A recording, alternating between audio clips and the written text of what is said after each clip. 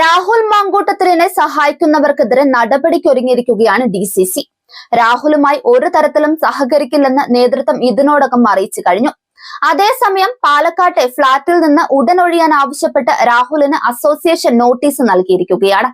Vote ചെയ്യാൻ polling ബൂത്തിലെത്തിയപ്പോൾ രാഹുലിനെ ചില കോൺഗ്രസ് പ്രവർത്തകർ പൂച്ചെണ്ട് കൊടുത്താണ് സ്വീകരിച്ചത്. യാത്രയിലുടനീളം പ്രാദേശിക നേതാക്കൾ അനുഗമിക്കുകയും ചെയ്തു. വിഷയത്തിൽ ആക്ഷേപം ഉയർന്നതോടെയാണ് പ്രതികരണവുമായി DCC പ്രസിഡന്റ് A. തങ്കപ്പൻ രംഗത്തെത്തിയത്. രാഹുലിനെ പ്രകീർത്തിക്കുന്നതിനെ തള്ളി KC വേണുഗോപാലും രംഗത്തെത്തിയിരുന്നു. രാഹുൽ തുടർന്നങ്ങോട്ട് മണ്ഡലത്തിൽ സജീവമാകുന്നത് പാർട്ടിക്ക് തലവേദനയാകുമെന്ന് മുന്നിൽ കണ്ടുകൊണ്ടാണ് നേതൃത്വത്തിന്റെ ഇടപെടൽ.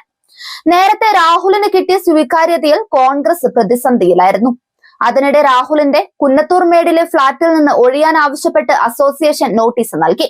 പ്രത്യേക അന്വേഷണ സംഘം ഫ്ളാറ്റിൽ പരിശോധനയ്ക്കെത്തിയതും നിരന്തരം വാർത്തകളിൽ നിറഞ്ഞതോടുകൂടിയാണ് ഒഴിയാൻ അസോസിയേഷൻ ആവശ്യപ്പെട്ടത്. ഈ മാസം 25-ന് മുൻപ് രാഹുൽ മാറിയേക്കും. പാലക്കാട്ടെ ഉപതെരഞ്ഞെടുപ്പ് കാലത്താണ് രാഹുൽ ഫ്ളാറ്റ് വാങ്ങിയത്. രാഹുൽ മാങ്കൂട്ടത്തിൽ MLA-ക്കെതിരായ 2 കേസുകളും പ്രത്യേക സംഘത്തിന് കൈമാറിയിട്ടുണ്ട്. ആദ്യ കേസിൽ രാഹുലിനെ പിടികൂടാൻ കഴിയാത്തതിനാലാണ് തിരുവനന്തപുരം കമ്മീഷണറുടെ നേതൃത്വത്തിൽ നിന്ന് അന്വേഷണം മാറ്റിയത്. SP G. പൂങ്കുഴലി നേതൃത്വം വഹിക്കുന്ന കേസുകൾ DGP നേരിട്ട് നിരീക്ഷിക്കും.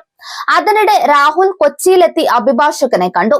2 ബലാത്സംഗം, 1 ഭ്രൂണഹത്യ, ഇത്രയും ഗുരുതര കുറ്റങ്ങൾ ചുമത്തപ്പെട്ട പ്രതിയാണ് 15 ദിവസം മുങ്ങിയ ശേഷം ഒരു പോറൽ പോലും സംഭവിക്കാത്തതുപോലെ നാട്ടിൽ പൊങ്ങിയത്.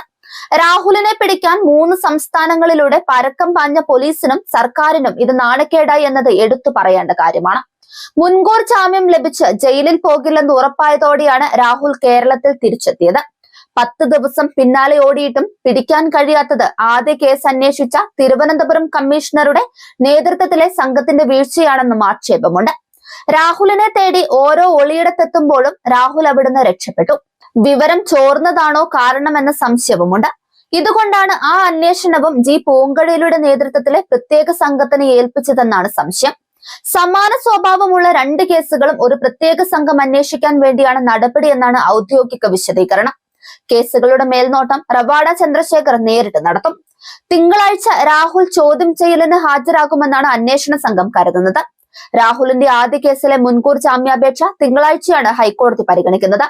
അത് തള്ളിയാൽ രാഹുലിനെ അറസ്റ്റ് ചെയ്ത് ജയിലിലടയ്ക്കാൻ പോലീസിന് വഴി തുറക്കും. അതേസമയം രാഹുൽ വിഷയത്തിലടക്കം കോൺഗ്രസ് നേതാക്കൾ അപക്വമായ പ്രസ്താവനകൾ നടത്തുന്നെന്നും ഇത് മുന്നണിയെ ബാധിക്കുമെന്നും ലീഗ് നേതാക്കൾ പറഞ്ഞു.